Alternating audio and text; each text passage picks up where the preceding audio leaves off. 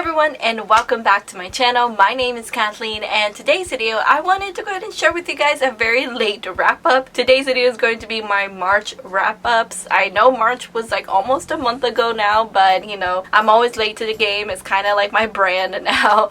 In the month of March I actually had a great reading month. I read a total of 8 books and I'm super proud of myself. So let's go ahead and get started with this wrap up. Alright, so the first book that I read during the month of March was Royal Bastards by Andrew Schwartz. This is a book that I randomly bought a few months ago, a year ago. I honestly don't remember when, and I just decided to read it during the month of March. It's been sitting on my shelves for a while. It's basically set in this world where the king is able to have children with, you know, whoever. They're called the Royal Bastards, and the bastards, the illegitimate children from the king, they are part of the family but also not really. They're kind of outcasts. One day this other kingdom visits and the princess sits with the royal bastards, and it's kind of like a huge scene. Anyway, the royal bastards take the princess on this tour, and on this tour of their castle and things, they witness a treason, and then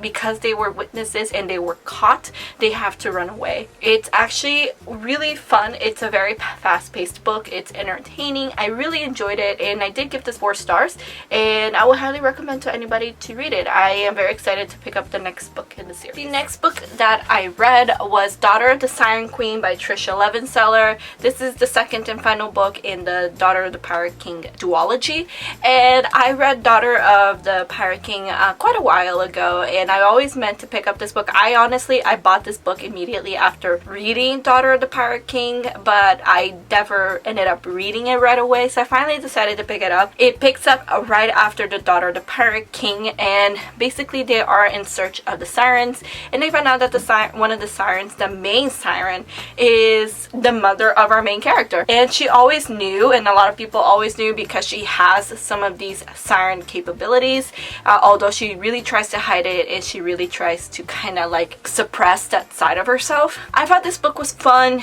It was not necessarily as engaging, in my opinion, as the first book. I really enjoyed the first book more, so that is why I gave this one book 3.5 stars. I believe I gave the first book 4 stars, but I do like this duology. I think it's a lot of fun. The characters are great, and I really like the love interest in the series, so I would highly recommend it. If you guys love pirate books, it's a really interesting story. Alright, and so the next 2 books that I read are part of a series, and these are books 3 and 4 in the series. The first book is The Remedy, and book number 4 is The Epidemic, and this is part of the program series by Suzanne Young, and this is actually its own separate duology. So the first 2 books, which is The Program and The Treatment, that is the first 2 books in the series, but that is its own duology. This is books 3 and 4, but this is also its own duology because it follows different main characters. So The Program, in case you guys don't know what the story is about, it's set in a world where teen suicide has become an epidemic. Teens are killing themselves, and it's kind of like almost like a contagious thing that's going on, because one teen dies and then someone very close to that one teen dies kills himself as well. So it's become this epidemic, and they create the program in order to deal with it. What they do is that they rehabilitate these teens to not commit suicide, to stop having these thoughts. These 2 books are prequel, so this is at the very beginning of when this epidemic has started, and we are following this girl, and she's called a closer. And a closer, basically what they do is that they go into a home where someone died for whatever reason, and there they give the family closure by pretending to be that person who died and just giving that family closure. It's weird, it's creepy in some ways, but for the story it kind of works. I enjoyed these 2 books a lot. I actually really love the program series. It's a great series. It's not always realistic, and it's not always perfect, but I think it's a fun series to read, and it touches on a lot of important subjects such as teen suicide. And I did end up giving the first book 4 stars and the second book 4.5 stars, so that's how much I really love this series. But it's a great series, and it does touch on some heavy elements. Alright, and then the next book that I read is All Rights Reserved by Gregory Scott Katsolas, and this is a book that I saw Jesse the Reader mention in one one of his videos, and it always stayed with me. So I recently bought the book and I read it, and I actually really enjoyed it. This is set in a world where every single one of your words is copyrighted. So you wear basically like this watch, and for every word that you speak, you have to pay a royalty to whoever owns the copyright to the words you just spoke. Just from speaking, you can really run yourself into debt, and if you own the copyrights to a lot of commonly used words, it's also a really easy way to get yourself rich. So our main character, on her, I believe it's on your 16th birthday that the watch starts to really work, and that's when you start paying for the words that you say.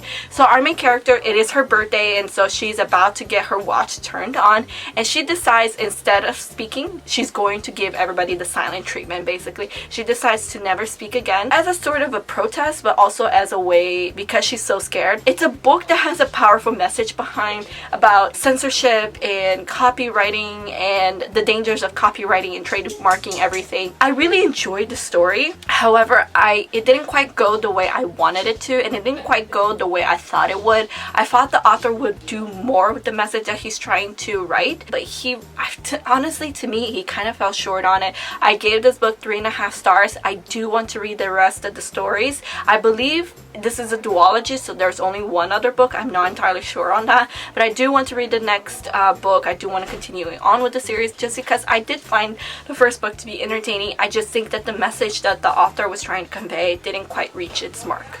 Alright, and then the next book that I read is The Recovery. And The Recovery is a short story within the program series. It actually follows the events of the first 2 books, the first duology, and it follows a main character from the first 2 books, and he's basically going around to different people to apologize for his actions from the first 2 books. There's not much to this short story. It doesn't really contribute really anything to the overall main plot of the stories of the program world, but it does give you a closure to one of the characters from the first 2 books. It's kind of basically the end of his redemption arc. I did give the short story 3 stars. And then the next book that I read was the BookTube Chicks book pick of the month for the month of March, and it is Reverie by Ryan LaSala.